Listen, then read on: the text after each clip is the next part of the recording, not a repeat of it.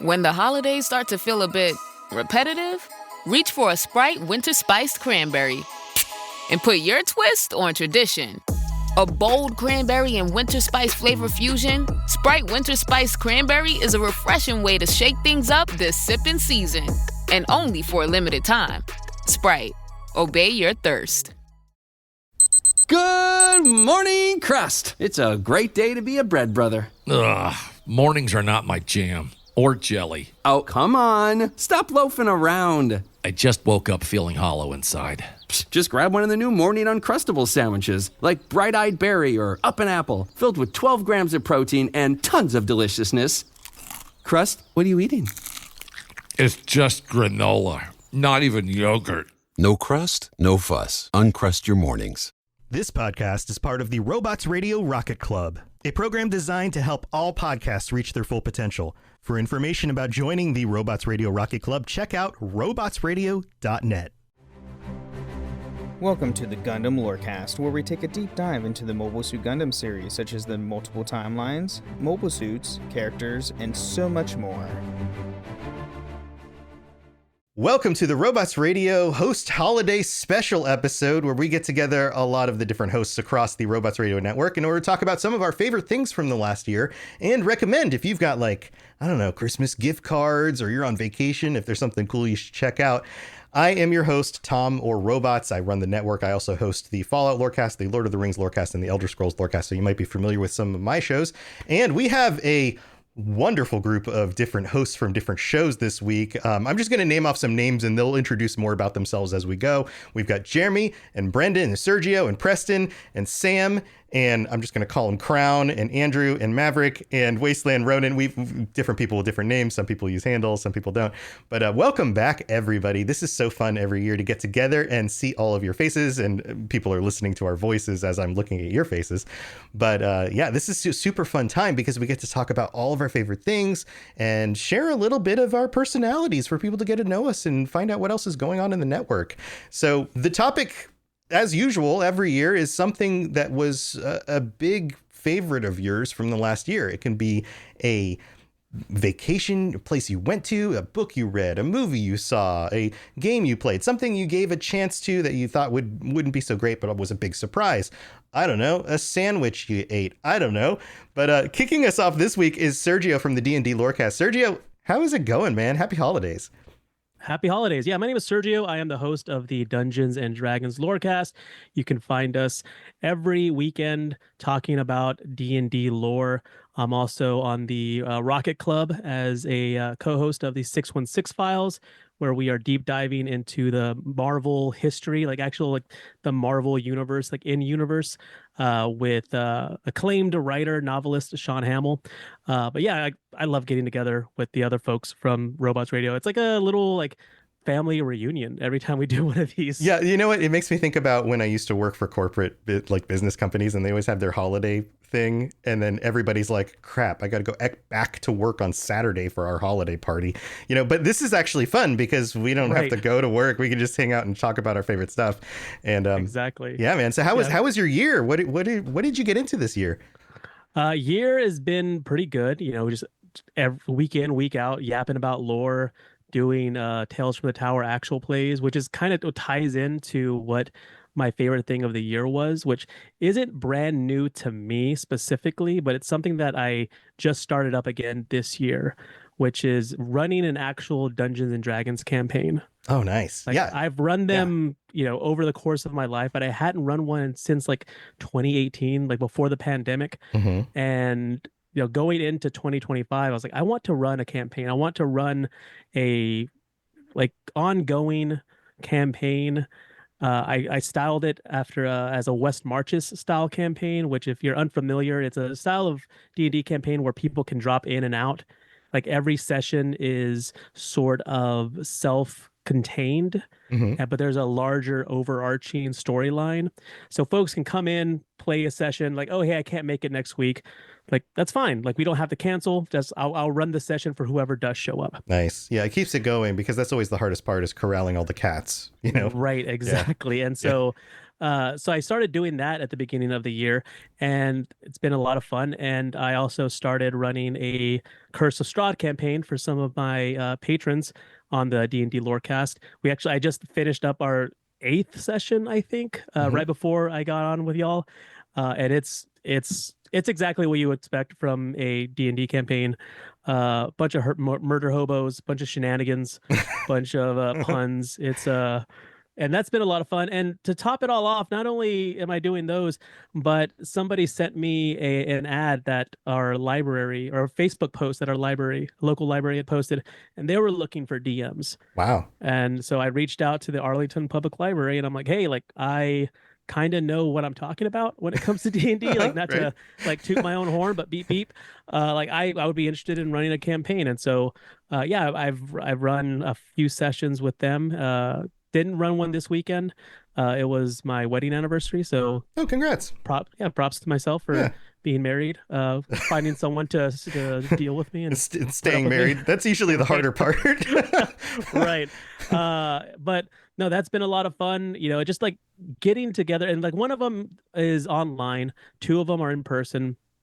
And like just like being able to play with these characters, because before I was just running one shots, and you just kind of do whatever you want with these characters. Like, it's whatever. Like, you're never going to play them again. It's fine. But having to deal with consequences and, what you do and what you don't do further on in further sessions is always a lot of fun. So I'm just like reinvigorating my love for ongoing campaigns this past year. Nice. Yeah. Do you find that getting back into it after so much time, and I have a feeling a lot of people went through the pandemic and probably had to stop getting together with their groups, right, and have probably been in that recovery phase over the last few years of like, okay, what does normal look like again? But also, what is it? I haven't done this in a while. What is it like to get back into a campaign? Do you find that it just fits like a glove and you're just right back into it? Or do you find that like, it just feels a little different now? I mean, I feel like it's pretty much the same. I've been supremely blessed with the West Marches campaign that I'm running. I run it at a local pub, and they were actively searching for someone to run games on their game night. And so I started running games for them middle of last year, but they were just one shots, sort of to, get people used to like, hey, there are games going to be being played here on Tuesdays. So, definitely get used to that. And so once the campaign started, I figured like this probably will fall apart eventually. But recently I had a session with like 8 people showed up. Wow, that's a big session. Yeah. It was we fought a bunch of Duergar in the Underdark. It was fun. Nice. So if somebody wanted to get into this, and this is one of the things I want to focus on for the holiday special, is bringing our audiences into this world of the things that we enjoy. If somebody was out there and they're going, you know what, I've always wanted to try D&D, but I've never done it, or I've played D&D, but I've never been a DM. What would you, like, real quick, what would be your like first thing you would recommend they do in order to get into that? If you want to just go out there and play D&D like in the real world, check out your local library, check out your local friendly gaming stores, and see like what's available. See if there are games already being run. And if there aren't, see if you could possibly run one. And if you want to DM, just, check out any number of YouTube videos, folks like Jenny D, who can give you tips on how to run games, how to be a good DM. But honestly, if you are worried, like if you look at Matt Mercer or like Brendan Lee Mulligan as like the archetype of DMs, you're only going to set yourself up for failure. Right. Because, these folks they get paid. This is their job to do this. Yes. Like likely you're only doing this for fun. Like no one's going to expect you to have every rule memorized. No one's going to expect you to know every single like niche and nuance of the rule set. So just learn as you go, learn as much as you can, and just try to make it fun for the players. Yeah. It's like we're going to cover All I Want for Christmas, and now I expect myself to sing like Mariah Carey. Right. Exactly. And for like 99.9% of the population, that's never going to happen. That's not going to happen. But if you can if you can sing all, if you know the words, and make it entertaining. Even if you're an okay singer, it's still enjoyable. Just don't expect to become Mariah Carey, right? Like, exactly. Same kind of thing.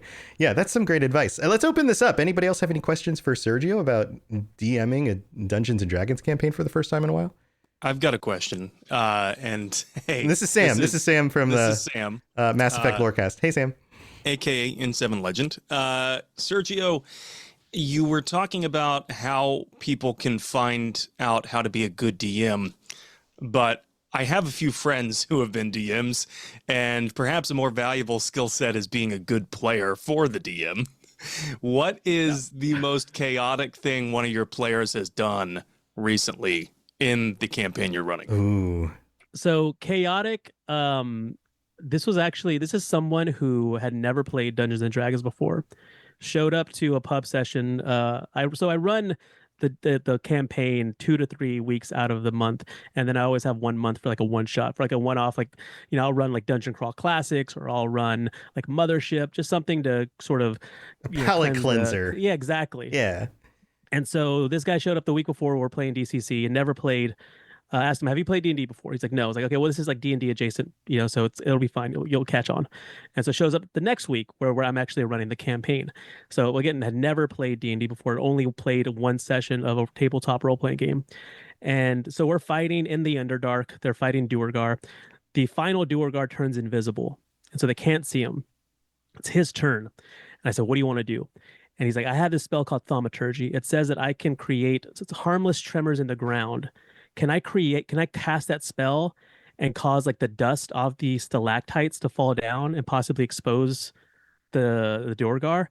And I was like, you abso-freaking-lutely Clint. Smart. Let's yeah. go. That's a smart one. And I'm like, I think I found the Oracle. I found the one. Yeah. This is what you always want as a DM, is for your players to get creative with their abilities and not just do the typical thing. Yeah, that's great. And that is, and sort of like to backdoor that, like as a DM, you want to reward that. You want to, instead of saying, you know what, that's not really possible, you want to help them like, well, you could possibly do this, or you could like, I like where your head's at.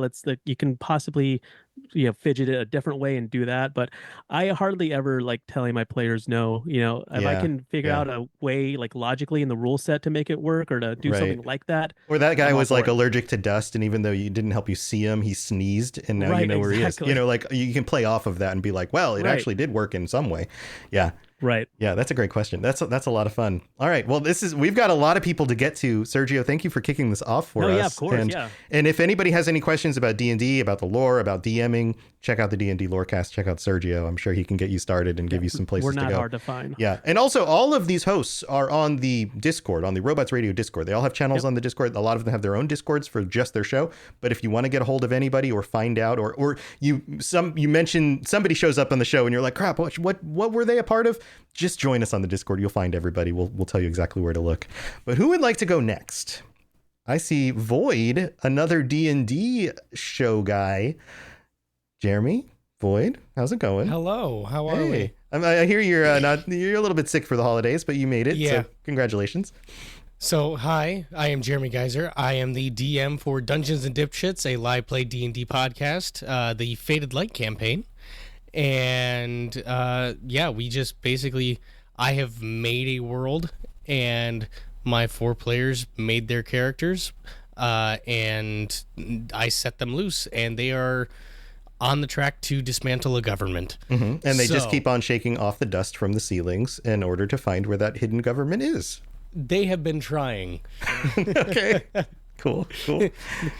They try to bend the rules, but it is very blatant that you can't do what they want to do with the certain things. Yeah. So yeah, sometimes you got to reward the creativity, but sometimes you got to rein it in.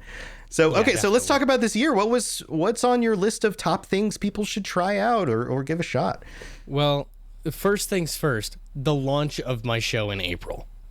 That was the biggest thing that I had this year. So congratulations on that. Yes, it's always a big thing to get a new project off the ground and started, especially when you've got a bunch of other people on your podcast, and get them all together and get the audio sounding right, figure it all out. Yeah, absolutely a big thing. But so let's talk about you personally though. Like what for you was something that you would recommend other people check out?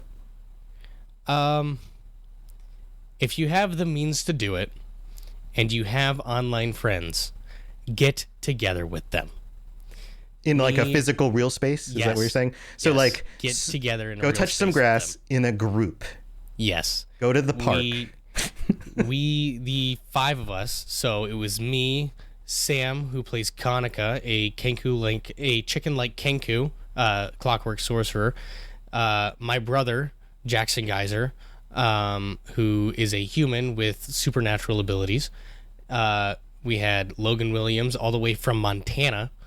To you don't have to give away your specific location, but how far away is that from you? That is 1,800 miles. Okay, so all across the country. We had to flew him here, and we had Riley Bell. All my players and me, we all got together, and we had a blast at Gen Con. Which, honestly, that right there gives away my location. So okay, well, yeah, but general area is not so bad. I live in a big enough city; it doesn't matter. Sure. Okay, so Gen Con, so what you're saying is not only is Gen Con awesome, it was a great time, but having people that you've known online actually get together in a real space and do something together was totally worth it. Oh, absolutely. We all had a house to ourselves. We basically got an Airbnb together, and we were going from the Airbnb to the convention every day, and it was some of the best days that I have had in a long time, just because I got to spend it with my friends. Yeah. And we just had no limitations really on what we could do other than money. So sure, yeah. Right. Other real limitations, but yes, but getting together with real people in a real space. I have a feeling there's a lot of people who listen to our shows who probably, I don't know, might hear somebody like you say this and go, you know what, I need to make that a priority in 2026. Yeah, I highly recommend you just get together with your online friends in an actual real space. Yeah. It is so much fun. Yeah. Was there anything that was a major surprise about that? Other than having so much fun, maybe you had more fun than you expected. So when I was at the airport at like 2 a.m, I had been there since like 12:30 because Logan said he was going to get off his plane at 1. So they didn't get in until about 2. He almost knocked me over giving me a hug. Keep in mind, I am 5'9". He is 6'2". Okay. And he bulldozed me pretty much. Nice. Well, that is a surprise. Anybody else have any questions for Jeremy about real world spaces and hanging out with people? I was just going to say that I actually had something similar. I had a buddy of mine that it started as a listener of the show, but we became friends. He's like, hey, I want to fly down and hang out with you. Is there a convention soon? And I was like, actually, yeah, the North Texas RPG Con is like in 2 weeks. And I flew down, we hung out, played games, threw some math rocks. It was a blast. That's awesome. Yeah, I think it's one of those things. I think we're going to see more and more of this as time moves on. The internet has changed the world. There's a lot of other things that are changing the world. And I think we have, as people have grown up with the internet being the norm, and I mean, I've got kids. Some of you guys have kids, but like kids going through school today or living through the pandemic changes the way that we interact, and we're still seeing the effects of that. And I think that there's a lot of mental health stuff about like, no man, actually get out in the world, see real people, spend some time with some real people. You'll benefit from that. So I think that's actually a very wise thing to recommend, but also totally makes sense, Jeremy. So yes, as somebody who sits in my basement all day, yes, I highly recommend go get some vitamin D and touch grass. Yeah. Awesome. Well, that's a great recommendation. Check out Dungeons and Dipshits if you want a fun, irreverent time. Is that fair to say? Yeah, the intro to it is Dungeons and Dipshits is a Sailor Mouth whatever, like very adult content. Right. So you can probably tell by the name, but be aware. But yeah, Jeremy, thanks for joining us. Let's move. Thank you. We got to keep this going. Who else has something? Ben, I saw Ben's hand. We'll go Ben, and then we'll go Preston after that. Ben, it's been a while, man. How you been? It's been good. I do way too much. Mm-hmm. Yeah. So just remind people real quick of your entire list of shows that you do. Yeah, so I am Brandon, or also known as Ben of Temeria. I host the Holocron History, Star Wars Canon vs. Legends, the Final Fantasy Lorecast, the Gundam Lorecast, the Wizarding World Lorecast, and the Witcher Lorecast. Yes, right. I have too much time. Or not enough. Depending how you look at it. Yeah.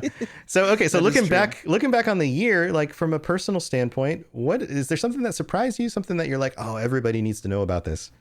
So, I mean, it's nothing new for me. I've been doing it for a few years, but Ren fairs. Mm-hmm. If you have a Ren fair near and you're in your area, go to a Renaissance fair. Yeah, you get dressed. You get dressed up like you go out as Yes. freaking Geralt of Rivia and like dressed to the nines.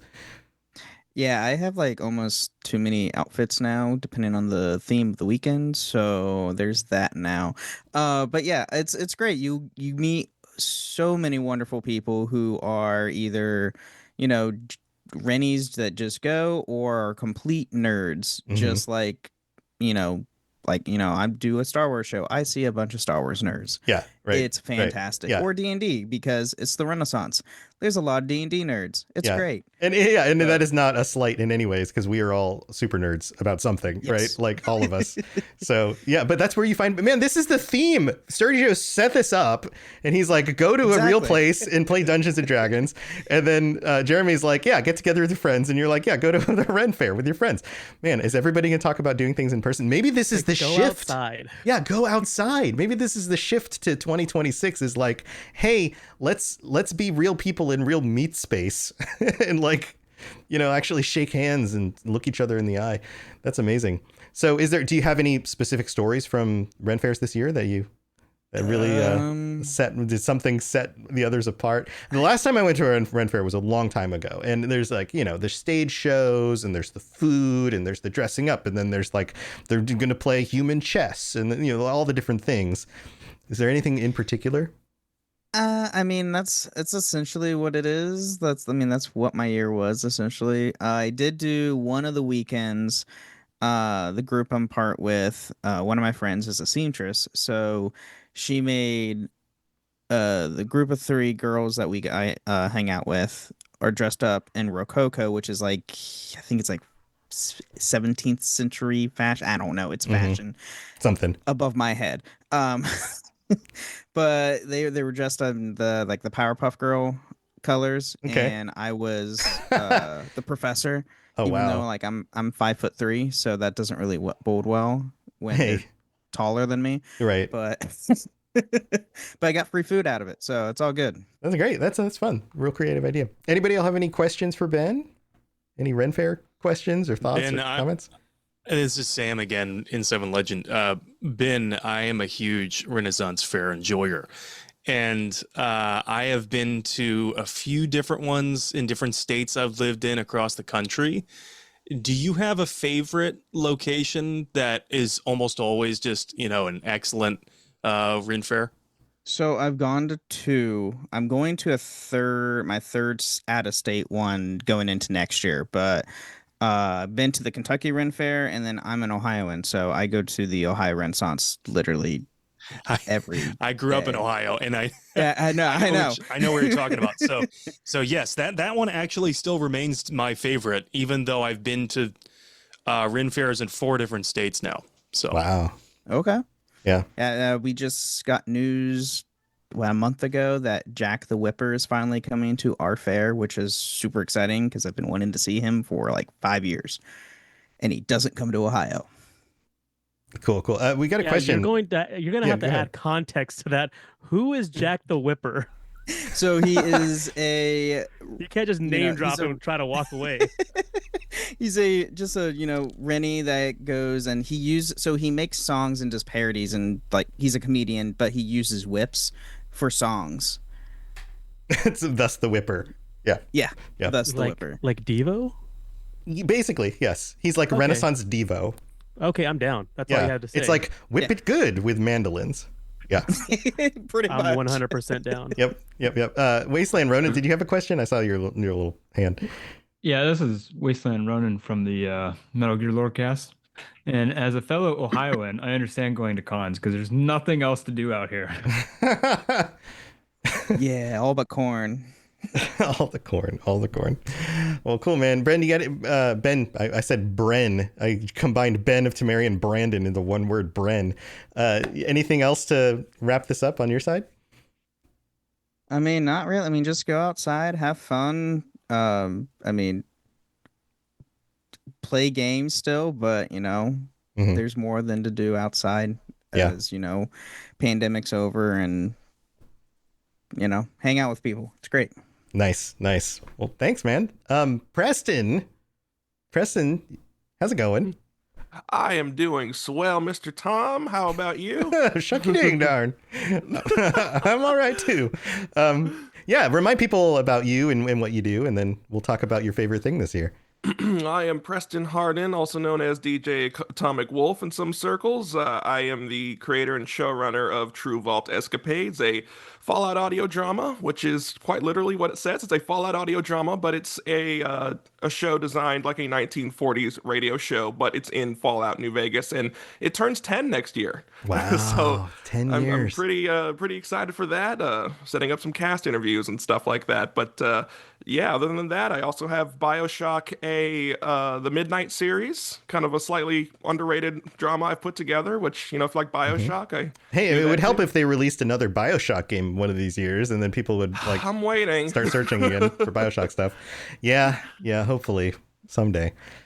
But hey, what was your year like, and what did you enjoy that you would recommend other people check out? The year was amazing. It was full of writing and planning and promotion and stuff like that. But the highlight was definitely, speaking of real space interactions, Good Springs 2025. I have never been to the Fallout fan celebration before, and I've been asked to come there and for years now. And I'm not the most social person. I can mask it pretty well, but the fact that I had to drive all the way over to Nevada and make this happen, I was like, no, I got to do it this time. How long of a trip? How long of a trip was that? That's like 20 hours about. I'm from Texas, so. Yeah. Oh man, you're driving through like the west side of Texas too. Oh. Yeah. Getting out of Texas is the worst part. Oh man, yeah, that takes forever. Yeah, and I'm still trying to get over my fear of flying. That could have just cut it in half. But that aside, I absolutely love that I did it. It was the best. I met folks like Maverick. I met a lot of fans in real life. I got to do a panel with our fellow network host, Lawrence McNamara from the Modus Files. I never did a panel before. So for this to be my first con, anything like that, any sort of real space nerd interaction thing, this was amazing. I absolutely loved it, and I highly recommend people go, even if you're not a Fallout fan. It's just a really good vibe over there. Yeah, I didn't make it out this year, and it's one of those things that always pops up on my list, and I'm like, I don't know if I can make it work, but I did see all the pictures, and it did look like it was a blast. That was great. It was absolutely great. Yeah, let's open it up. Anybody have questions for Preston? Guys, I'm sorry, just to jump in here. Yeah, go, Maverick. This is Maverick. I host the Fallout Roundtable. Of course, I met Preston at the Good Springs. In Good Springs, we had some great conversations. It's not really a question, Just wanted to chime in. Yeah, you were there too. That's awesome. That was great. Yeah, awesome. I was there. Very cool. Okay. All right, thanks, Maverick. Andrew, yes, Maverick was awesome. Andrew's got a question. Hey, y'all. Can everyone hear me? Yeah, man. Cool. Preston, I love True Vault Escapades. Super cool podcast. How'd you get the idea for it? I'd love to hear a little about that. It was all kind of like a weird segue. So Fallout introduced me to the media of old. So like the music obviously is a huge part of Fallout, but it was also Herbert Daring Dashwood from Fallout 3, my first Fallout, which was just these tiny radio plays. And then I started to listen to actual radio plays. I listened to one called Nick Carter, Master Detective. It ran for a very long time, but people forgot about it. I listened to it religiously, and then I one day listened in health class all the way back in high school, a 40s radio station that played a song, which I own the record of, and it reminded me of a radio intro, like a radio intro to a radio show. It was just so big band era, and I was like, I got to make a Fallout show. And that's how it started. So I used things like Silver Shroud, Nick Carter, Dragnet, etc. to just culminate this one show. And it was a brainchild in 2014, and it saw its first premiere in 2016. And so next year, 10 years old. Wow. Yeah. Cool. Congrats. Thank you. Thank you for listening. Yeah, you do a great job channeling all the, those vintage vibes into the show. So very, very cool stuff. Thank you. All right. Well, we got to keep it moving. Preston, any final thoughts? Oh, yes. I met Laura Kane, the voice of Trudy and Red Lucy from Fallout New Vegas. Nice. And I am not being paid, but she has this book. I haven't read a book in quite a bit, and I got it signed from her. It's called Twin Lakes. that's also a big highlight of the year, picking up a book after God knows how many years. And it's a sci-fi murder mystery, kind of a Stranger Things aspect. Highly recommend that. But yeah. Very cool. That's Repeat the name again so people. It's called Twin Lakes. It's Twin her Lakes. first of a chronological series, I think, and it's Okay. really good. Very cool. Very cool. Ben, did you want to chime in? I saw your hand. Yeah, just with because this was the Good Springs one, not the fan. Was this the fan committee event that they did? This Or Yes. was this the second one? Yeah, Yes. Good Springs Okay. fan celebration. Right. Okay. Yeah, this is the because I know Las Vegas they one. just announced the West Virginia, right? West Virginia one, Yeah. which is near my neck of the woods. I was like, Yep. I Yep. could actually drive to this one. Yeah. Yeah. There's going to be 2 a year. There's going to be one in Las Vegas and then one in West Virginia. So you can kind of, depending on which one you're closer to, you can kind of pick your trip. So very cool. Well, thanks, Preston. No problem. All right. Who would like to go next? I see Sam. Sam's hand. Hey, so yeah, we've been talking a lot about real space stuff, and I'm gonna take it back into like super nerdydom. So Do it. Knock it out. Let's do it. I've been spending a lot of time inside, as one does when you become a parent. I became a father this year, but that allowed me to try out some new video games. And I saw this one game that kind of looked cool, but I typically stay away from dark fantasy RPGs. Like, if it's too dark, if it's too horrific, it's just not really my cup of tea. That kind of pushed me away from, like, Elden Ring. But Tainted Grail, The Fall of Avalon, is incredible. I've heard a lot about it, and I've amazing. almost picked it up. It is very much an Elder Scrolls like. I think you could probably say, right? Definitely. I tried the demo, but that's as far as I got. It pulls a lot of lore from Eastern European folklore. So, like, if you liked The Witcher, you will probably like The Fall of Avalon. It's also it's the whole premise is like a dark retelling of Arthurian legends, like King Arthur and the Knights of the Round Table. That's Avalon, right? That's the piece Avalon, of it.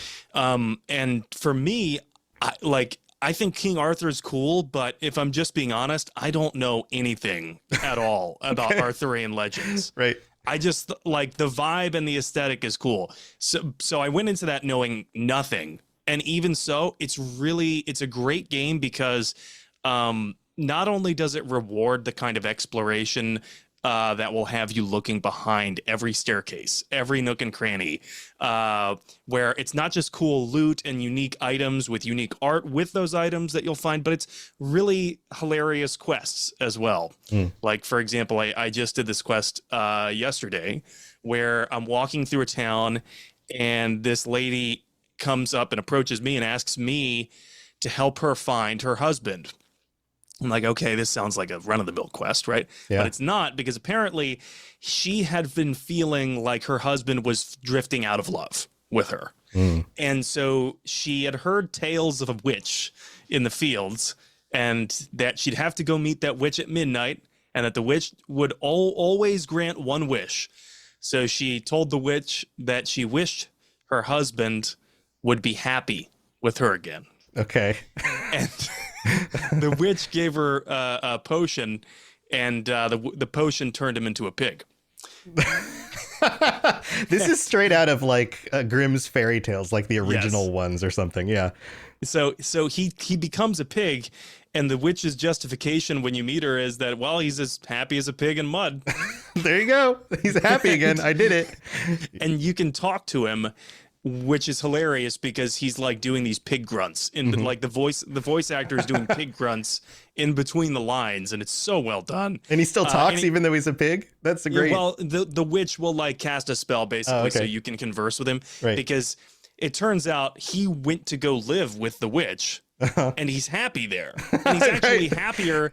He's happier as a pig. He does not want you to turn him back. So it becomes, is it even ethical to turn this guy back into a human against his will? Right. It's also you're right. It's very witchery. There's a lot of quests in Witcher games that are kind of like that too. Yeah. And there's multiple branching ways that quest can end. Ultimately, the quest doesn't really matter. You can skip over it. But effectively, if you want to be chaotic, you can tell the witch that I want them to be together again, and the witch will say, okay, fine, well, just convince the wife to wear this bracelet, and she'll become a pig too. Right. Nothing ever goes back the way you expect it. Yeah. Yeah. That's great. So yeah, then you have to deceive her. But anyway, yeah, it's a great game. Very much enjoying it. I saw you had it on your wish list, Tom. Yes. So yeah. Definitely suggest it. I tried the demo a while ago. It released. It was still kind of in. I mean, it was an official release, but I heard that it was still a little buggy. And by the third act, the game kind of needs a little bit more work. And so I've been holding off because my thing is, if I buy it, I will play through the parts that I can play through now, and then they will update it, and then I won't go back and play the updated stuff because I'll be on to whatever the next thing is. So I'm kind of just waiting for the right moment to jump in. But I know that they announced some other big updates, like I think just like the last week or two. So it might be about time. Yeah, they just put out a free DLC yesterday. Yeah. And so it might be time to jump in for me. But I saw Wasteland Ronin had a question for you. What do you want to know? Yeah, so who inherits the property after they become a pig? Because isn't it technically they're out of their ownership of the land? So if they both become pigs, then it's just a free property. That's true.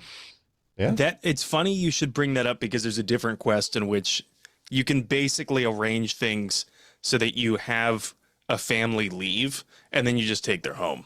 Nice. So you can play it like that if you want. That's how I got my home. Squatters' rights. I'm kidding. I didn't actually get my home that way. Yeah, that's hilarious. Yeah, a little bit of old school like Morrowind eminent domain action. Yeah, I've heard there's a lot of influence from, and it does feel like the kind of game that's a little bit more old school Bethesda, but also, a little bit Witcher, a little bit other stuff. Any other questions for Sam? Anybody else have any questions about this or has tried it? So for Sam, this is Crown, by the way, from the 10th Divine podcast. And for Sam, my question is, would you recommend becoming a parent?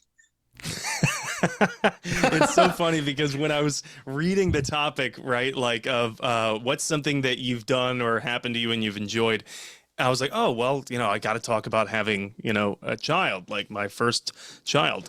And then I read the next part, which was, and something that you'd recommend for others to do. So I don't know. That's a yes and a no. Yeah. Only do it if you're ready. If you're absolutely ready, because even if you're 150% ready, there's going to be moments after you have that child where you're like, I don't know if I was ready.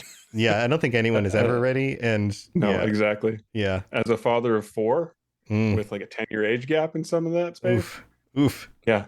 You're never really ready. Nope. There's always a curveball. Nope. But yeah, I think it's the lots of rewards from it too. Single most life-changing event. Like I've lost jobs, I've lost family members, I've gained things, I've gotten married, I've had kids. I think having a child is about the most life-changing thing you can possibly do.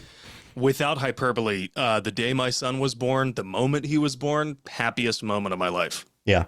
And some of that stuff, it will never compare.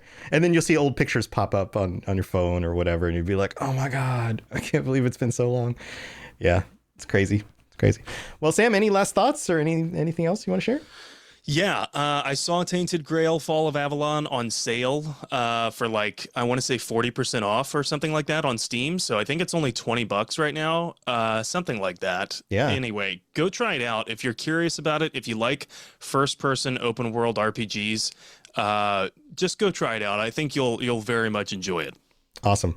Yeah, maybe I'll have to pick it up for the holidays. Be looking at that right now. Yeah. So. Yeah, a lot of people have been talking about it, and man, there was all sorts of buzz with the Game Awards where I don't know if you guys watch certain subreddits, but the Elder Scrolls subreddits were like, are they going to announce the release date for Elder Scrolls 6? And of course they got themselves all worked up, and it didn't happen, of course. And so there are a lot of people who are just ready for another Elder Scrolls game. So yeah. They'll never announce it. It's never coming. I think it'll come. I think we're still 2 years off, would be my guess. But Lotus and I did an episode about that recently. But who would like to go next? Who wants to continue our conversation? Crown. Let's pass it off to Crown. Speaking of Elder Scrolls. It seemed like an appropriate segue, yeah. So my name is Crown Esso. I am the host of the 10th Divine podcast. We just joined the network this year. I just took over the podcast for its second season from its previous hosts. And it is an Elder Scrolls Online and Elder Scrolls General interview-based podcast for content creators and people, streamers and stuff like that. And this year has kind of had a theme of housing mancers, which has been fun. And then also we had a couple other people come on the show. And that kind of ties into my recommendation for everybody. Get a house. So the okay. I appreciate that, but no. Along with the podcast, I also just today partook in a live action drama production at my church, which is the first time I've done a drama production since like high school. Yeah. And so my overarching theme is, or recommendation, I guess, is if you're looking for something new to do, maybe dial it back and look at what you used to do. Because I used to have a different podcast and it ran its course and I hadn't done podcasting in a while. And it's been really great getting back into the saddle for doing the 10th Divine. And then also this drama production that we threw together in 3 weeks, which was hectic, was also really fun, just like reconnecting with this thing that I used to do in my childhood and early adolescence. And so that would be my recommendation for people is if you're looking for something new, maybe you just have to look back at what you've done before. Yeah. Revive those things. Yeah, that's a great recommendation. I think that as you get older, that becomes kind of a natural thing to do, but sometimes people don't even think of it as doing it. I can I don't know what's the right word, coincide with your opinion on this, whatever the better term for that is. For example, a few years ago, I got back into writing and recording my own music, and I did a ton of that through my teens and 20s, and then didn't anymore. I had to get a real job because I didn't get a record deal and all that. But like falling back into something that you enjoyed in your past and rediscovering it is a great thing to do. I mean, the chances are you're still going to enjoy it, right? Like, it's like you liked it before, you're probably going to like it again. And I think that part of this is the, kind of what Sam was talking about. Like, you get married, you grow up, you have kids, you get a job, other things become responsibilities. And then we just kind of retreat into the easy stuff. And we sit on a couch in the evenings and we watch a show, or we play the same game that we've played for, the last 10 years because it's comfortable. And that's fine. There's nothing wrong with that. But it also doesn't bring you that same kind of like discovery of yourself, maybe? Do you think maybe? Yeah. Is that a good way to say agree. it? Yeah. So here, let's open it up. Anybody have questions for Crown and getting back into that kind of, so this was like a stage play thing you were doing? Yeah, it was, we did our own interpretation of the Three Wise Men. Right. For the Christmas stuff. Wise guys. Yeah. And it was great in like just every aspect of it. And like, I barely got the mascara off my face before we recorded, and it maybe scratched my eye trying to. Oh but gosh, it was great. Yeah, stage makeup and all that. Yeah. Anybody have questions or any other similar experiences of getting back into like acting and that kind of sort of thing? Nobody has any questions. Brown, what was Sam. your favorite production that you've ever done or participated in? I think it's actually going to be this one. Like, we had some pretty cool setups in drama class and stuff in high school, but the fact that we slapped this together in 3 weeks with like full microphones and everything, it was so cool. And also I got to share this with my kids, so they got to see me doing this. My oldest got to be a stagehand today. Oh, that's fun. And doing our scene changes and stuff for us. And he rocked it. He got to practice one run through last night, and then we went live with it today. And he absolutely just killed it. So that was awesome to see too. Nice. Well, congratulations. That sounds like a blast. It was. All right. Any last thoughts, Crown? No, just, Merry Christmas, Happy Holidays, everybody. And enjoy the show. Awesome. All right. Who would like to go next? We've got a few people left. Let's see. We've got Maverick and Wasteland Ronin and Andrew. I guess I'll go next. Yeah, Maverick, go ahead. Okay, so hello guys. My name is Maverick Stone. My My real name is Jared Bush. I host the Fallout Roundtable with 3 other people, maybe 4. Yeah. Well, with you know how this stuff goes. But yeah, here, it's a discussion-based podcast. you get it. You guys talk about Fallout stuff, and you get together and you come up with fun topics. Yeah. Yeah. So, what was something you experienced this year that you absolutely loved and you think other people should give a shot? Actually, I started watching Formula One racing. Oh, I have a friend from a job I used to have who got into that.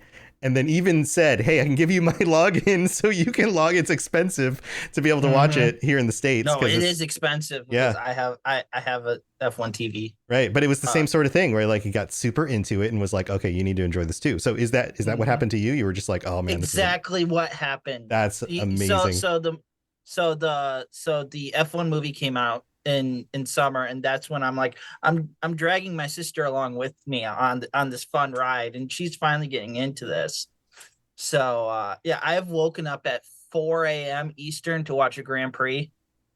Yeah, because it's like the middle of the night of the world. Yeah. Yeah, I would recommend it to everybody. Yeah, some of these races may be a little dull, but that's just how the track is. Okay. Right. Well, I've heard that a lot of the excitement is in the understanding of how the different drivers and teams have to jockey for position between races.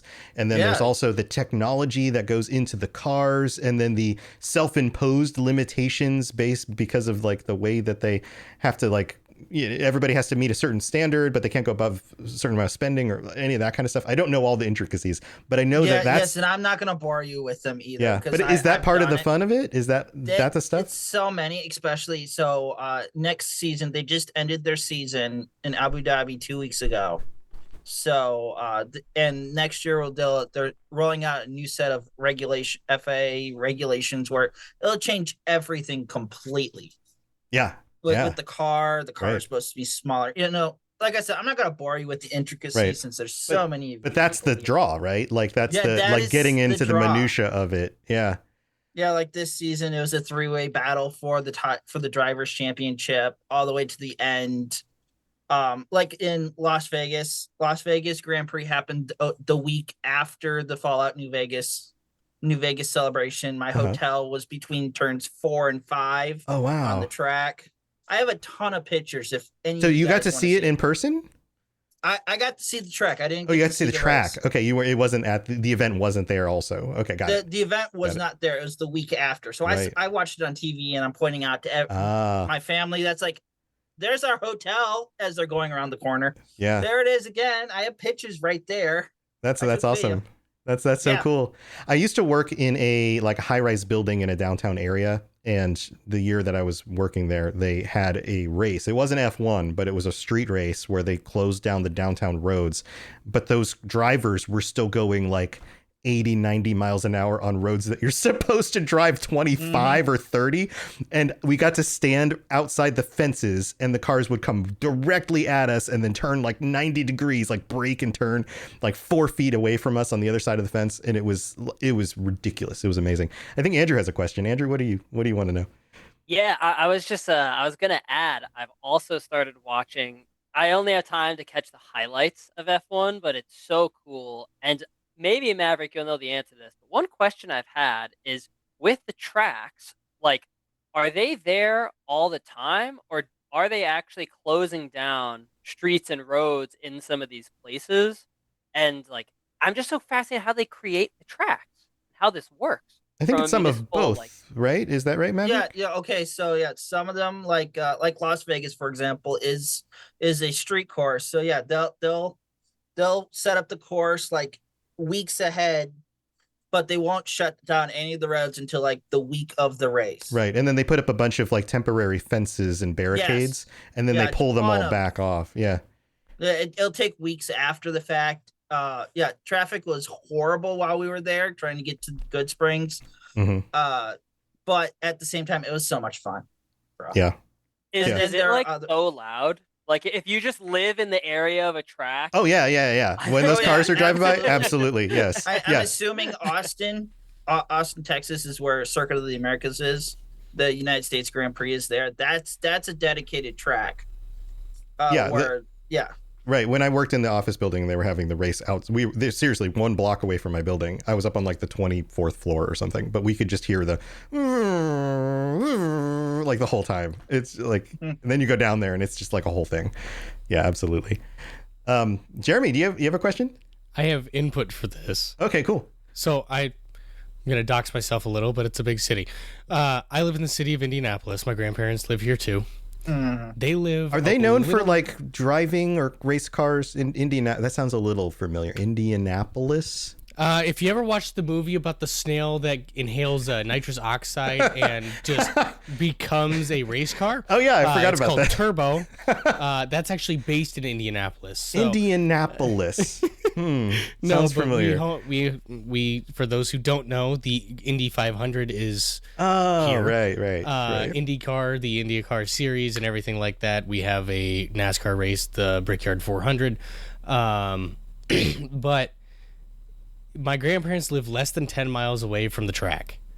You can hear the cars, and it's just a constant drone during race day and all of the days leading up to it because those cars are so loud. Yeah. Well, there you go. So, a good reason to get into cars to blow out your hearing. Andrew, you want to chime in? Yeah, I thought Jeremy was gonna say my grandparents were the inspiration for the snails that inhaled. That's a whole nother story Not for another quite. day. They're a little faster. Yeah, I feel like that's inspiration for characters for your D&D campaign. Oh. Thank you, Tom. There you go. No problem. All right.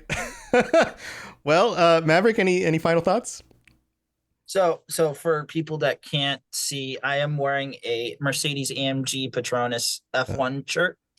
I would like to say if you are going to go into this, be sure to have self-control when you're buying the merchandise. It is expensive. Very expensive. Sounds like an easy way to blow a lot of money. Yeah. Yes. I have blown almost $1,200 already. Wow. A lot of money. Well, you're a super fan. This is now your thing. Maybe that's the next podcast you start. It's like an F1 podcast. I've thought about it. You're talking to people who, make podcasts for nerdy things. Nerdy things. Ask Ben how much money.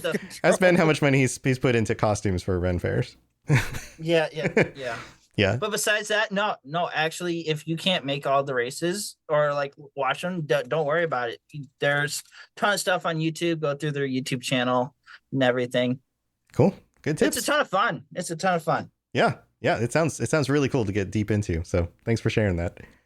All right, Andrew, I think you were hands up on the next. Do you want to go next? Sure. Yeah. Introduce yourself. A lot of people, this is your first time here. People may not know who you are. Thank you.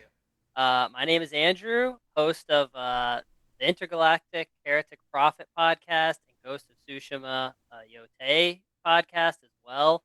Yeah, I'll just say one thing as background. So I became a parent about 3 years ago, and in the midst of parenthood, I didn't have much time for much else. And I was just finding myself a little disconnected. I told all this to Tom when we first talked. I was finding myself a little disconnected just from my childhood growing up interests, Mass Effect, Fallout, music, all these things. So I started looking up podcasts. I found the Mass Effect Lorecast, I found Fallout Lorecast, I found D&D, I found all these things. And so for the last 2-3 years, I've just been listening to all these podcasts. And it really did just return me home, just reconnected me with my center, my interests and everything. And I feel like everybody really needs that at some point in life, especially if you're going through parenthood. A lot of people here know that. So it's super crazy to now be sitting here amongst all of you as one of the chosen few. Or, you chose yourself. I would give yourself credit too. It's one thing to listen to a bunch of creators and go, one day it'd be really cool to do something like that. It's another to actually take the step and to start doing things, because you don't know what you're capable of until you actually give it a shot. Yeah, so that in itself has also been crazy to just launch a couple shows. I've never podcasted before, so that's been really cool, really awesome. Thanks to everyone who inspired me to do this. And I'll dive into the prompt here. The thing I would recommend from this year for for everyone here and all the listeners is old video games. And I'll list off a couple. So I played Ghost of Yotei, but immediately following that, I found this 2002 Star Wars game called The Clone Wars. That's all it is. Yeah. Star Wars: The Clone Wars. Yeah, I remember that. I've never heard of this game. Yep. And I'm like a huge Star Wars person. I could not believe this. I found it for like $2 on the PlayStation Store. So I was like, you know what? Let me just try this.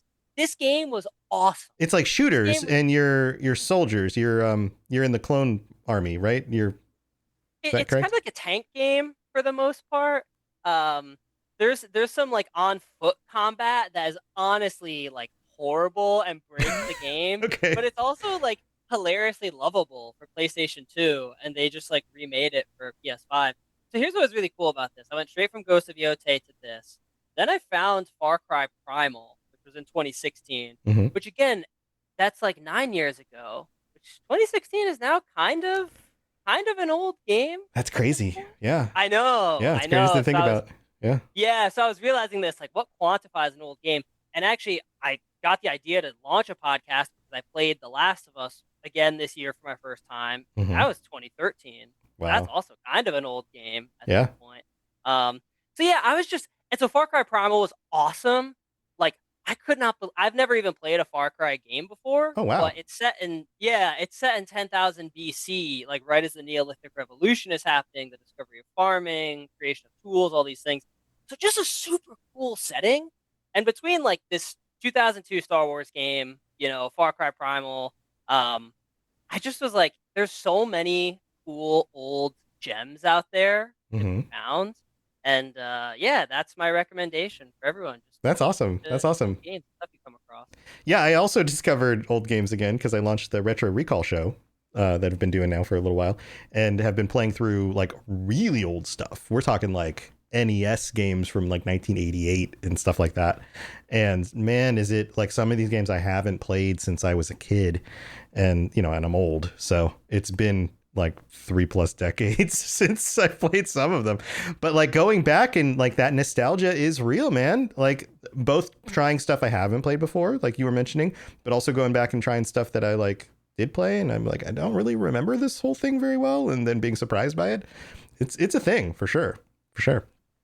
Yeah, so let's open this up. Anybody have any questions for Andrew? Ben? Do you like Star Wars games? If you haven't played KOTOR, play KOTOR. Already done, my friend. Thank you. Good. Yeah, and there's a new Old Republic. There's a new one coming out. By Casey Hudson, who did the first in the Mass Effect series, and confirmed, shockingly, it's going to come out before 2030. Because, end quote, he's getting too old. Yeah, I saw that too. So he says it's going to be out in the next 4 years, which is great. Yeah, that is great. All right, any other questions for Andrew? Jeremy?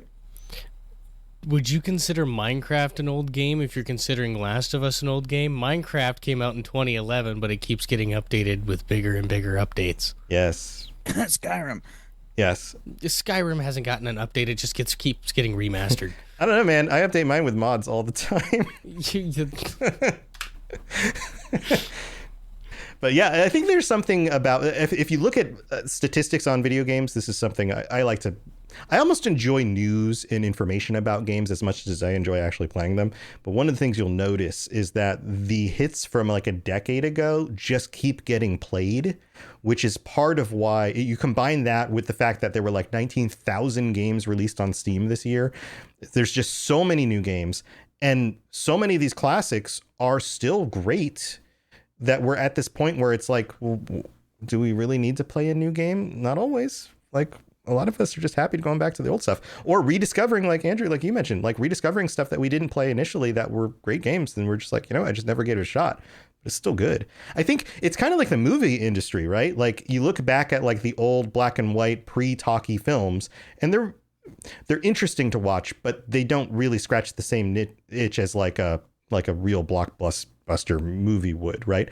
But once you get to like the 40s and 50s, all of a sudden it's like, okay, no, these actually still hold up, especially the really good ones. And then from that point on, a good movie is a good movie. It doesn't really matter when it was made. And I feel like we're entering that phase of video games. We're just lagging behind because games are a newer genre, I guess, or newer platform than movies are, right? Andrew, do you think that's accurate? Yeah, I would definitely agree with that. And one of the things that like was just a really cool realization from this is like how much some core mechanics are what make games fun. And like both Far Cry Primal and this Star Wars The Clone Wars game would crash out. Like the game would just crash. And I was like, oh yeah, that's something that doesn't really happen on PS5 anymore, but Yeah. it did on games back in the day. But despite that, like it was still so fun. And even like the new EA Star Wars Battlefront 2, I would argue there's things that this 2002 Star Wars game has that the new Battlefront does not, that made it more fun and more compelling for me to play, which is just like really wild to consider, you know? Yeah. Maverick? Yes, I'd like to say the older Star Wars Battlefront 2 is better than the new Star Wars Battlefront 2. I still play it all the time. It's on my Xbox. I'm probably going to play it after we're done here. He's inspired again. Jump back in. Yeah. Since my Fallout 76 isn't working right now, for some dumb reason. Bummer. But yeah, sad with the new updates coming out. But anyway, I heard Star Wars Battlefront, and I'm like, I have to take this moment and say the old Star Wars Battlefront 2 is better than the new one. Yeah, I think well, a lot of us do shows about games or game series that have been around for a long time. And I have a strong feeling that is the majority of our audiences would probably agree that there are certain games that they go back to and they're like, you know what, nothing beats this still, you know? And I can look at each of you. Our audiences have been around a long time. Yeah, maybe. Sergio, what were you saying? I was saying this is my emotional support Oblivion. Yeah. So Andrew, any final thoughts on this one? I'll just say, just give old games a chance, y'all. They're fun. You never know what you might find. Yeah. I have a question for Andrew. Sure. What's the next old game on your radar? What's the next thing you're going to aim for? Actually, like 2 nights ago, I started the 1997 Turok, like original one. Oh man. Yeah, and I only ever played the like 2009 Turok on Xbox 360 when I was a kid, and that game was awesome. So again, I just saw it for $2 on the PlayStation Store. I was like, all right, I'll try this out. And I mean, don't get me wrong, like it's slow. There's things about it where like sometimes they don't always age well, but I still find it like so fun to play and to see like this is where Turok started. And there's obviously a new Turok game that is like maybe releasing in 2026. So just like really cool to get that piece of history as well and ground yourself in the context of like, this is the whole franchise that started as like an arcade type of game and then grew over the course. And now we get to live in 2026 with like, you know, PS5 and get the coolest graphics. And it's just cool to like see that journey. Yeah, that journey from, you know, Turok being all of 16 polygons fighting dinosaurs into somebody who actually looks like a real person. Yeah, that's great. Those games that's are great. all I got. Thanks, Tom. Thanks, Andrew. Thanks for chiming in with all of that. I think we're down to me and Wasteland Ronan, I think, are the last two. Ronan? Yeah, I can jump in here. Yeah, jump in. So I'm Wasteland Ronan. I run the Metal Gear Lorecast, and might have heard me on the Fallout patron chats a while ago. This year, I'm going to touch on a little bit of a podcasting and in-person nerd stuff. Okay. So this year, I launched my Metal Gear Lorecast, which was pretty sweet to finally get that going. I know that's an old community I'm trying to tap into. Yeah, like many of our shows, it's a series that's been around for a long time. Yeah. I've been playing that since it was like PS2. So I've been playing that since I was 6. I figured it was a good time to start my own podcast on that. But the other thing is we started a Fallout RPG style podcast, which I won't dive too much into it because it's not ready for release, but we're working on that in the background. And then coming next year, I'm starting a Battletech Lorecast, if anyone knows what that is. It's also known as Mech Warrior or Battle Droids back in 1984, which Lucasfilm, you know, they had to change the name because Battle Droid was not available. So droids, yeah. Yep. So that's coming next year. But for in-person, I recommend, well, first off, as somebody that has spent way too much in miniature models, if you want to get into D&D or some type of tabletop game, I would inform you to like ease into it because it can get expensive real fast. Um, but yeah, D&D, we just started one of those, like an actual in-person game, and that was really cool. And then also this year, I became a demo tester for BattleTech, so that was Oh. pretty cool to partake in. It's a voluntary thing, but Mhm. being one of my favorite games and having over like 300 mechs as miniatures, I think it's about time I take bigger part in the game. Nice.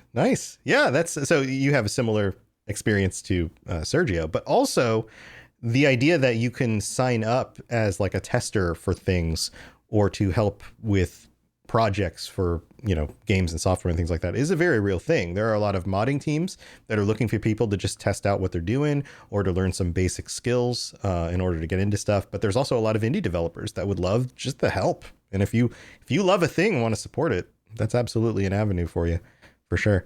Anybody have any questions for Wasteland Ronin? Jeremy? So regarding the upcoming BattleTech lorecast, how deep into that lore are you going to get? I'm going to go until there's not a single thing left to cover. All of it. I love that. From the I am smallest grain of so listening to sand to the Orca mech. And for the people that don't know what the Orca mech is, it is a 200-ton battle mech that is just massive. So everything from the grain of sand on one planet all the way to the biggest mech in the entire...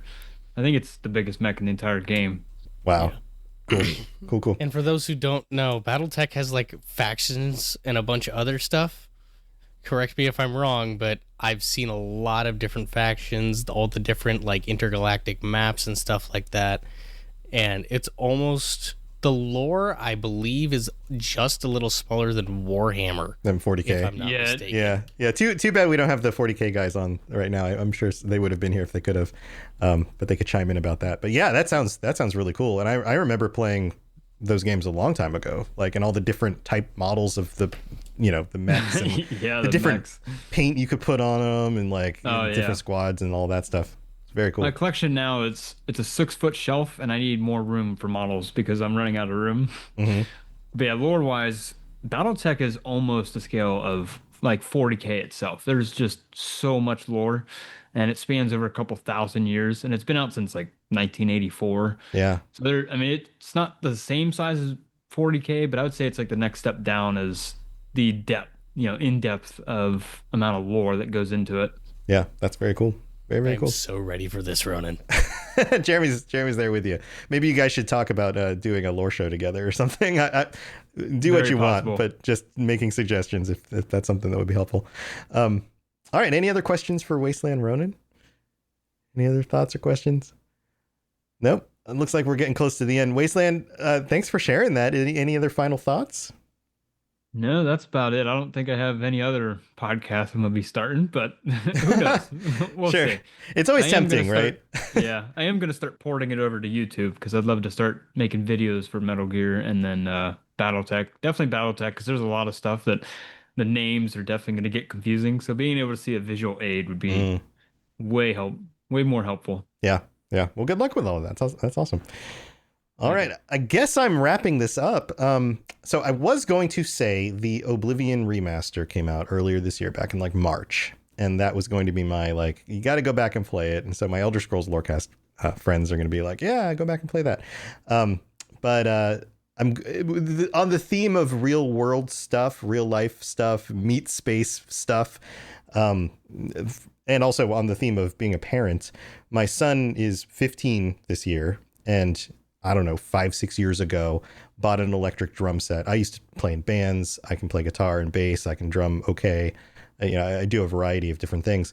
And so I got him started on that like in elementary school, and he was, picking up drums pretty quick. And then a year ago, he got into playing bass. He wanted to play bass guitar. So he got a bass guitar. And then this year, he's been wanting to play. He has a school band, not just like a school jazz band or orchestra, but like an actual like rock band, a school rock band. And he was like, I want to play in the band, but they already have a bass player and they already have a drummer. And I'm like, okay, well, what do they need? And he's like, well, a guitar player. And if I play guitar, I could probably play with them next year, but I have to learn it. And his birthday's in June. And I was like, you should get a guitar. And he's like, I don't know if I want to do guitar. And I was like, I started on guitar and then I learned other stuff. You're coming from the other direction, but I would highly recommend it. The more, anybody who's a musician knows, the more instruments you pick up, the more that adds to your versatility, your understanding of music, all of those things. And so he did. He was like, okay, I'll ask for a guitar for my birthday. So splurged a little bit, got him, I made a beginner guitar, but in a little bit nicer amp because, it's nice to have something that you can trust. And he took to it. And like even today, he had the last week, his band is putting together a Christmas show at the school, but they had to cancel one of their practices last week because the teacher couldn't be there. And he's like, Dad, can I have the kids over on like Sunday to practice? And I was like, yeah, let's do it. Let's set it up. And we've got like in our front room, I've got the drum set and I've got guitars and amps and things. And I'm like, we'll set up the room. You go, I don't have a microphone for a singer, but we'll buy one. We'll set it up for you. And like, totally got to be like the cool dad who was like, helping out the kids with the rock band and answering questions. They're like, what order should we put the songs in? And like, what should I do about this with stage presence? And answering all these questions that I've spent so many years and so many hundreds of shows, like refining all of that knowledge and then being like, hey guys, this is the stuff that actually matters. Focus on this. And then by the end of it, they were like, oh, we were so glad we got to come over. And like, this has been so helpful and all of that stuff. So it's just so cool to be like, making connections and like just not just my son, but like his friends and also the school and the community that's there. And then the other parent shows up who happens to be one of the teachers. And she's the mom of the girl who's the singer in the band, and like making all of those like real world connections, but also taking a bunch of these teenage kids who are trying to play rock music in 2025, which is like weird and vintage and old, and be like, hey guys, this can still be cool. Clearly you're still into like this kind of music. Here's how you make it your own thing, and like, take it, run with it. This is art, And it feels kind of similar to giving advice to people starting a podcast, because as a podcast content creator, you're creating your own art. You're doing it your own way, but there's elements that are similar, And so I guess my recommendation would be get involved. Like if you're a parent, get a little bit more involved, or going on Crown's thing, go back to the things you enjoyed and like use those. And, maybe your kids aren't in the same things you are, but maybe they will be if you just give them a little bit of an opportunity to see why that's fun and how that's cool. And like Crown, like you said, like having your kid on stage, helping do the thing with you, like these are the things that really, really connect everybody and make it feel worth it, So, teenagers, Sam, say what you just put in chat. So I just put in the Zoom chat here. Teenagers starting a rock band in 2025 is ironically very punk. Right? How freaking cool is that? And here's one of the other lessons I gave them, because they were talking about like how they want to dress and what their persona of their band is and that kind of thing. And one of my recommendations was, I was in high school in the 90s. Grunge was a thing. Grunge and alternative rock became a thing because people were tired of the inauthenticity of like 1980s pop and rock and metal and all of that. And all of a sudden freaking Kurt Cobain gets on stage with his torn jeans and his flannel because it's just what he wore that day. And he's the most authentic dude on the planet. And I'm like, what does the world need now more than authenticity? In a world full of AI slop and all sorts of garbage and the internet, what's the best thing you can possibly do when you get on stage? And I was like, just be authentic and own it. And even if you mess up, own it. And just play your hearts out and love what you do. And that's how you build a fan base. That's how you build an audience. And they were like, oh my God, that makes so much sense. Like it just like clicked. So yeah, very, very cool stuff. Ronan, did you have a question? Yeah, if they're not called Nirvana, we're gonna have to fix that. Yeah, well, they're not. Yeah, they're not using that name, but yeah. Sergio? Yeah, I was gonna say, growing up sort of with the ADHD / autistic brain / hyper fixated brain. I think that's like all of us, right? Yeah. Right. Yeah. And so Yeah. like, I loved the things that I loved. Like I knew all the facts about every G.I. Joe character.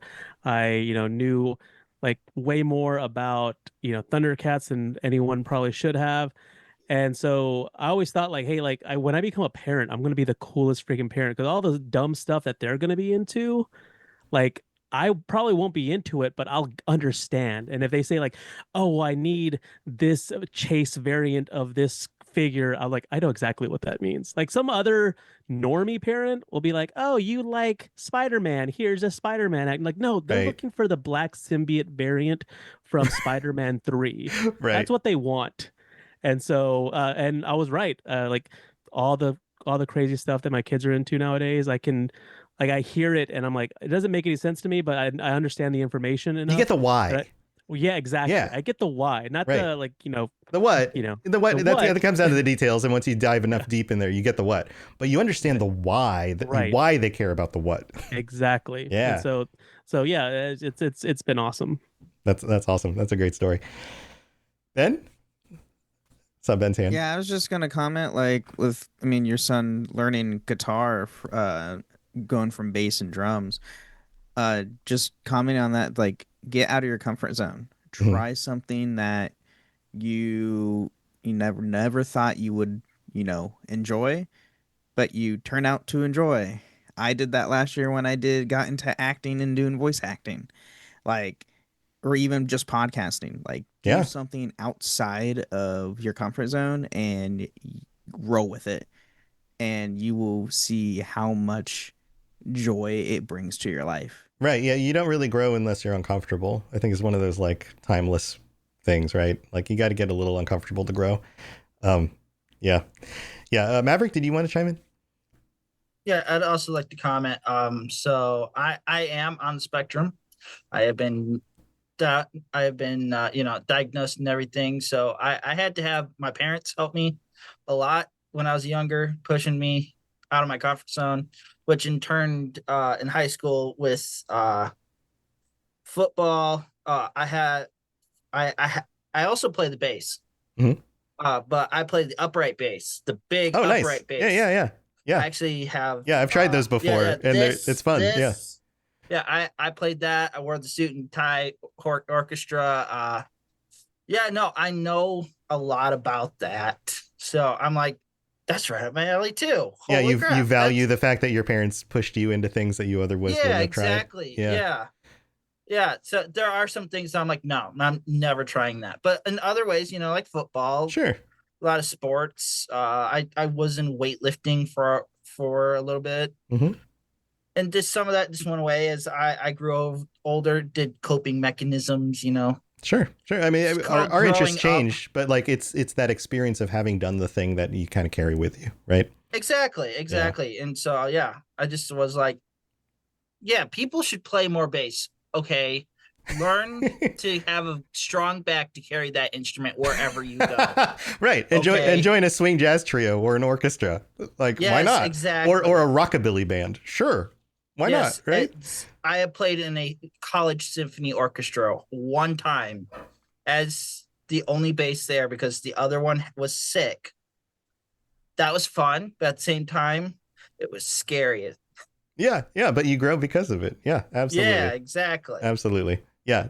So I think that's like, to kind of wrap up my stuff, try something new, but also if you are a parent, don't be afraid to just suggest stuff. And your kids aren't always going to jump on it. In fact, they might look at you super skeptically and tell you you're an idiot, because why would I ever want to do that?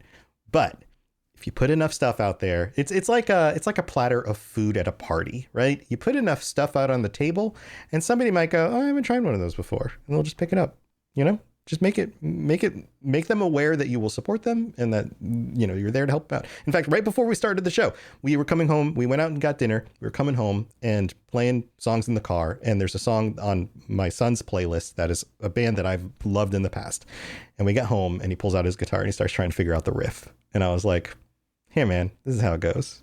I just sat down and showed it to him. I mean, that's how it is. Yeah. You listen, you just like, that sounds cool. How do you play that? Right. He started playing it and he's like, I think it's over here. Is this the first note? And I'm like, yeah, here, it works like this. And then I was like, okay, let's plug it in and turn it up, because that's when you really get the feel for like the way the distortion plays with the drop D tuning or whatever, and he's like, okay, cool. So yeah. So there you go. Those are our tips. And everybody, thank you so much for taking the time to get together, and happy holidays to everyone. Let's go back through and remind people about your name, what shows you're on, and then one final message to them, and just like one sentence closing message that you would give everybody for their holidays. And I'm going to go back through on the screen the way everybody's in order. So we'll start with Jeremy. Jeremy, thanks for joining us. Thank you. Hi, my name is Jeremy Geyser. I am the DM for Dungeons and Dipshits, a live play D&D podcast. This is just outros. Like, you can find me on the Discord. Yeah, everybody knows where you can find everybody. Okay. So just give them the closing message. Just like, what is your final message? It could be like happy holidays. It could be a final tip about something. One thing you want to leave them with. Go out and do things. Go do things. Like, get out of your room. Yeah. Quit being a recluse. I've learned that the hard way. Yep. Good one, Jeremy. All right, Ben. Yeah, you can. I'm Brandon, or also known as Ben of Temeria. You can find me on the plethora of shows that I host: Holocron History, Star Wars Canon vs. Legends, the Final Fantasy Lorecast, the Gundam Lorecast, the Wizarding World Lorecast, and the Witcher Lorecast. As far as final message, I mean, just, do something that you would normally not do, and roll with it. And roll with it. Yeah. Good one. Sergio? Hey, my name is Sergio, the host of the Dungeons & Dragons Lorecast, the co-host of the 616 Files. And to end off 2025, going into 2026, I would implore everyone listening to dare greatly, to try the new thing, even if it means failing. Like, all of my regrets in life, aren't from, I did that thing and I didn't do well. They're all, I didn't even try that thing. Yeah. I wish I had tried the thing. Right. So right. That's what I instill in my kids. Like, try. If you fail, oh well, the sun's still gonna rise tomorrow. It's not a big deal. Yeah, you fail forward. Like, if you fail and nobody saw you, it's like a tree in the forest. Did it fall down? Exactly. Who knows? Yeah, man. All right, Preston.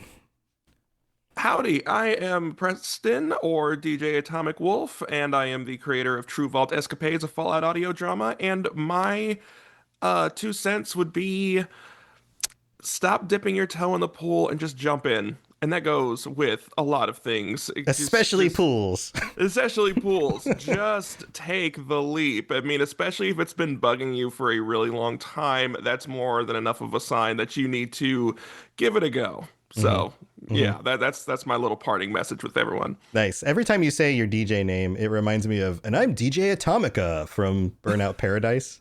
Oh man, that's a deep cut. You guys remember that one? That game was awesome. Welcome to Burnout Paradise. This is DJ Atomica. Yeah. All right. Thanks, Preston. Sam, closing thoughts. Yeah. So I think my closing thoughts here are, you might think that you like just what you like in terms of games, and you already have all of your genres of interest down pat, but just give a go to maybe something adjacent to broaden your horizons in that regard, because you might be surprised, like I was with Tainted Grail. Tainted Grail was also like their first or maybe only second foray into video games, that publisher or that developer. Yeah. So, didn't have like a big repertoire to back it up, but I've been having a great time with it. Yeah, and I can understand your skepticism because it does have the word taint in the name. Yes. I've made so many jokes about that on screen, and I don't know where I can take the jokes here, so I'll hold my tongue. Anyway, thanks, Sam. And he does the Mass Effect Lorecast, if you're wondering. Yep. Where I used to, up until about a year ago, I was your co-host on that, and the show's been doing great. Genesis has been doing wonderful on the show, and also, if you want other jokes about taints, I'm sure we made some in some of those earlier episodes. Yeah, go listen to the Mass Effect Lorecast for more taint lore. Sam has some of the best quotes. Go to the quote episodes at the end of the year. Those are oh great yeah, too. episode 100. Yeah, episode. Go find that one if you want more goofs. Anyway, so there you go. Thanks, Sam. Crown, what are you leaving everybody with? And also remind them what show you do. Sorry, I'm trying to follow up behind on that last comment. Yeah, good luck. My name is Crown Esso. I am the host of the 10th Divine podcast, an interview-based podcast for sharing the community of the Elder Scrolls games. And a quote that's been sitting with me a lot lately, and I think kind of fits with the general message everybody's been shooting out here at the end, is either you can or you can't. either way, you're right. Yeah.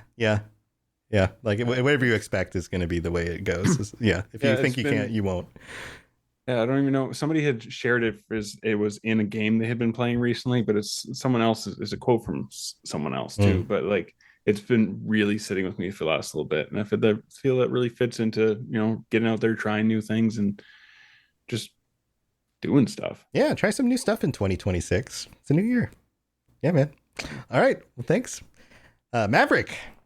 You got any wise words?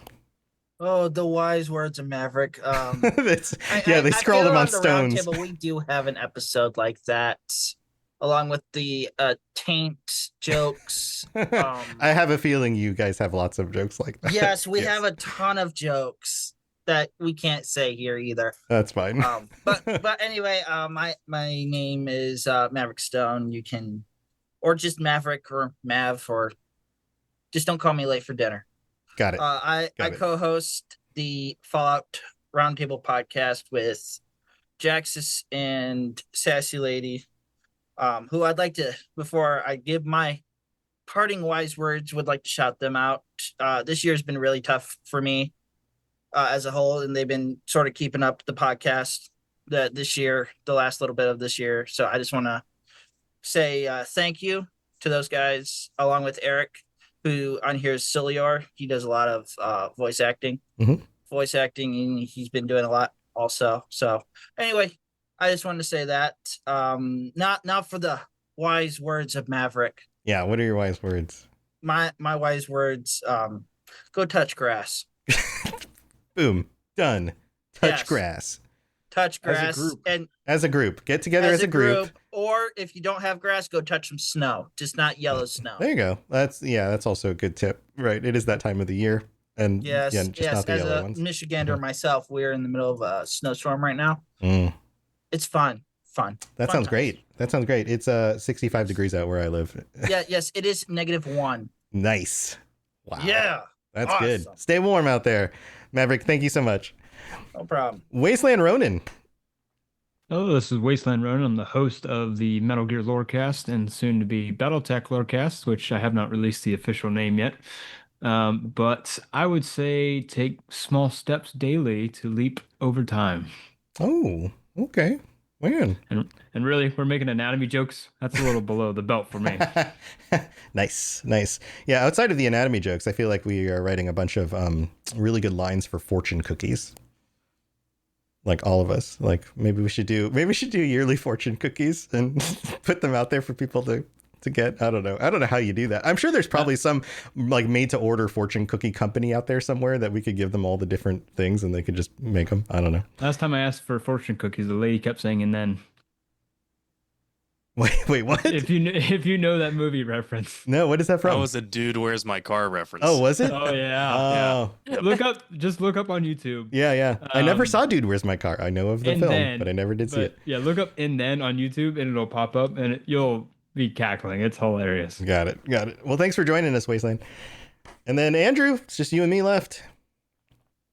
Hey, y'all. Yeah, I'm Andrew, host of the Intergalactic Heretic Prophet podcast. Game that has no release date, so who knows? It'll be out when it's ready, Yeah. And Ghost of Tsushima Yote Gamecast. I'll just say happy holidays to everyone, and chase your passions. Find things you're passionate about, and that's how I found Robots Radio.